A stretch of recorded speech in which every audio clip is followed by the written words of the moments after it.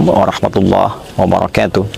Teman-teman, ada yang menarik di dalam syariat Islam, bahwa seluruh tatanan ibadah, seluruh konsep beragama, bersyariat yang disampaikan kepada kita melalui Rasulullah SAW, keseluruhannya telah terpaku dengan baik, terpaketkan dengan sempurna, bahkan ditegaskan oleh Allah Subhanahu wa Ta'ala dalam Al-Quran dengan kesempurnaan yang tidak memerlukan perlengkapan lagi.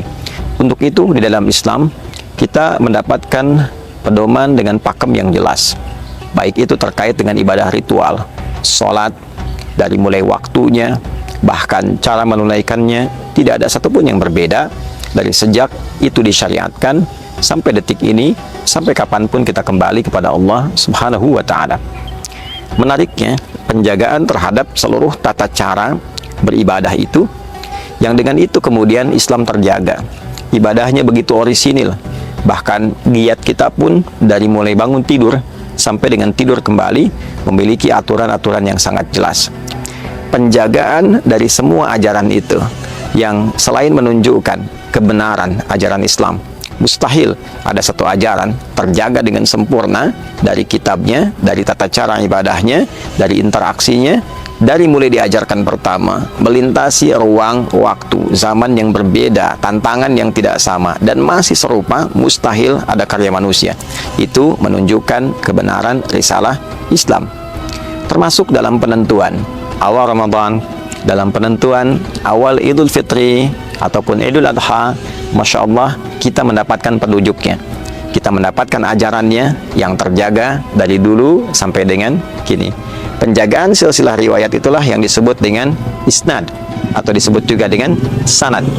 Sesuatu yang terverifikasi, tersambung transmisinya dari mulai penyampai pertama, yang mencontohkan, meneladani kepada kita semua, yaitu Rasulullah SAW. Laqala man syaa ma syaa. Tentu setiap orang bisa berkreativitas, ingin mengatakan apa yang dia kehendaki tentang apa yang dia inginkan. Itulah yang menjadikan Islam begitu istimewa. Tidak ada orang kreatif menunaikan sholat subuh dari 2 menjadi 3 misalnya, atau dikurangi 1, atau dari takbir langsung sujud, bangkit lagi langsung ruku. Tidak ada. Semua teratur, semua terukur. Itulah sanad. Pun demikian ketika kita akan memasuki bulan suci Ramadan, ada aturannya. Diberikan 2 tata cara. Yang ingin mudah, yang bisa menjangkau di titik-titik yang bisa dilakukan, silahkan melihat, namanya ru'yat. Kapan hilal muncul? Di akhir bulan, begitu tenggelam kemudian matahari, dilihat. Jika terlihat hilal di akhir bulan setiap tanggal 29 dari bulan-bulan Hijriah, muncul hilalnya, maka bisa dipastikan keesokan harinya adalah hari baru di bulan yang baru. Bila tidak tampak, genapkan. Bilangan bulan itu menjadi 30, lusanya adalah hari baru, bulan baru. Jika punya kemampuan, Anda bisa menghitung, diukur, dilihat, dicek sampelnya, dan menjadi penanggalan-penanggalan yang terukur. Itulah yang disebut dengan hisab. Intinya, bisa dilakukan dengan ru'yat, bisa dilakukan dengan hisab. Dua-duanya dalilnya ada. Ayat tentang itu juga ditemukan, hadis isyarat, bahkan praktek, itu semua juga bisa disaksikan. Praktek ru'yat ada, dan menunjuk kepada hisab pun isyaratnya kita temukan. Dua-duanya bisa dilakukan, dan keduanya menjaga kita konsisten dalam turunan syariat.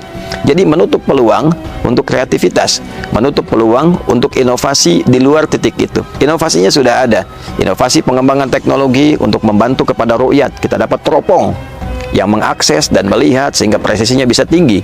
Inovasi pengembangan untuk hitungan secara digital, kita temukan hitungan-hitungan digital dengan cepat.